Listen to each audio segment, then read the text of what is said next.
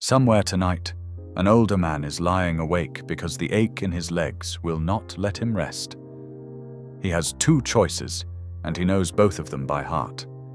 He can take the pill that works, the one that does a little less each month, the one his daughter has secretly started to worry about. Or he can lie there and wait for the sun. Millions of Americans know that exact trade. Relief or your freedom. Almost never both. But a little over a decade ago, a pharmacologist in California opened up an ordinary root that people in China had trusted for 2,000 years and found something inside it that should have changed that math. A compound that silenced pain the way morphine does. And unlike morphine, it never tightened its grip. This is the story of Corydalis yanhusuo, and why the most promising painkiller you have never heard of is still sitting on a shelf. Welcome to nature's lost vault. This story does not begin in a laboratory. It begins in the mountain provinces of China, more than 2,000 years ago, with a plant that looks like nothing special. Small, fern-like leaves, pale purple flowers in spring, and a knot of pale tubers hidden under the soil. Its Chinese name is yanhusuo. It belongs to the poppy family, the same family that gave the world its oldest and most powerful painkillers. But this cousin took a very different path. For most of recorded Chinese medical history, healers dug up the root, dried it, ground it down, and boiled it in vinegar. They reached for it to treat headaches, cramps, chest pain, and the deep, aching kind of pain that settles in after an injury and never fully leaves. They did not know the chemistry of why it worked. They only knew, generation after generation, that it did. In 2014, a team set out to find out why. At the University of California, Irvine, a neuropharmacologist named Olivier Civelli partnered with chemists at the Dalian Institute of Chemical Physics in China. It was part of a larger effort to catalog the compounds inside plants that heal. Their goal was simple to say, and hard to do. Take a remedy people had trusted for centuries and pull out the single molecule responsible. Think of it like dismantling a recipe handed down for 2,000 years just to find the one ingredient doing all the heavy lifting. After working through the plant's chemistry, they landed on a single compound with a long, unwieldy name, dihydrocorybulbine. And then they tested it the way modern science tests everything. Carefully. In animals, against the kinds of pain that hurt people the most. What they found is the reason this episode exists. In rodents, the compound pushed back 3 different kinds of pain. The sharp, sudden kind, the inflammatory kind that comes with swelling and tissue damage, and the hardest kind of all, neuropathic pain, the burning, electric pain of damaged nerves. If you have ever had shingles, or the pins and needles of diabetic neuropathy, or sciatica that runs down your leg like a live wire, you already know the kind of pain modern medicine struggles to touch. That last one is exactly where this compound worked. The university's own announcement put it plainly.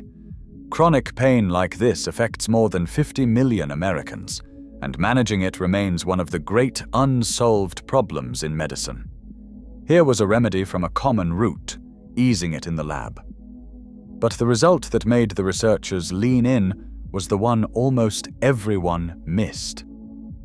Morphine works by latching onto what scientists call the opioid receptors. That is what makes it so powerful, and it is also what makes it so dangerous because the body adapts, demands more, and learns to lean on it. The compound from the root did not work through the morphine receptor at all. It worked through a different system entirely. The receptors that respond to dopamine. A different door into the same room. And here is the detail that explains everything that came after. In the experiments, the animals given the compound did not build a tolerance. Day after day, the same dose kept working. Morphine, in the same kind of testing, slowly stops being enough. This molecule simply did not fade. Cervelli and his colleagues published all of it in the journal Current Biology in January of 2014, under a title that did not exaggerate a single word: a novel analgesic isolated from a traditional Chinese medicine. And the timing of it all could not have been heavier. 2014 was the height of America's opioid crisis. These were the years when families across the country were learning, the hard way, that the medicines meant to take away physical pain could take away everything else. Doctors were caught between letting people suffer and handing them something that could pull them under. You would think a non-opioid painkiller that worked on severe nerve pain and did not build tolerance would have been rushed into every research lab in the country. It was not. So what happened to it? The honest answer is the frustrating one, and it is not a conspiracy. Two things stood in the way, and neither of them was about whether the compound worked. The first is real and fair. Before anything from a plant can become a medicine you take, it has to be tested for safety, slowly and expensively. Cervelli himself said the compound still needed that work. The second reason explains why that work never got funded. You cannot patent a root. Corydalis has grown in the ground for millions of years. The molecule inside it belongs to nature, not to a corporation. And the clinical trials that turn a promising compound into an approved medicine cost hundreds of millions of dollars. No company spends that kind of money on something it cannot own at the end. So the most interesting painkiller of 2014 did not fail. It was simply never developed further. It got a brief flurry of headlines, a permanent place in the scientific record, and then the silence that settles over anything that cannot be sold. Here is where things stand today.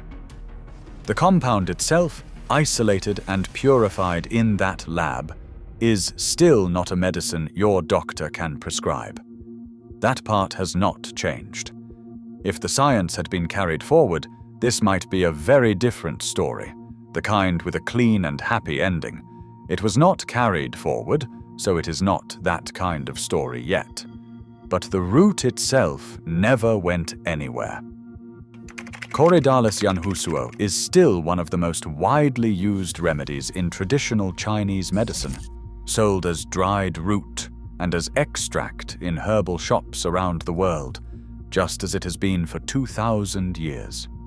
The molecule the California lab got so excited about is still inside it, where it always was. The plant did not need the headlines. It did not need a patent. It just kept doing the one thing it has always done, while the system that studied it moved on to the things it could own. Remember the man we started with, lying awake in the dark, choosing between relief and his freedom. He is real, in the sense that millions of people make that exact choice tonight. And the hard part of this story is that the choice might not have been necessary. A decade ago, in a lab in California, the outline of a different answer appeared, inside a root that ordinary people had trusted for 2,000 years. The science is still sitting there in the record, finished enough to be promising, unfinished enough to be forgotten, waiting for someone with the resources and the reason to pick it back up. If this is the kind of knowledge you would rather not lose again, subscribe to Nature's Lost Vault. There is more of it waiting, and the next one matters just as much as this one. The vault stays open as long as someone is still paying attention.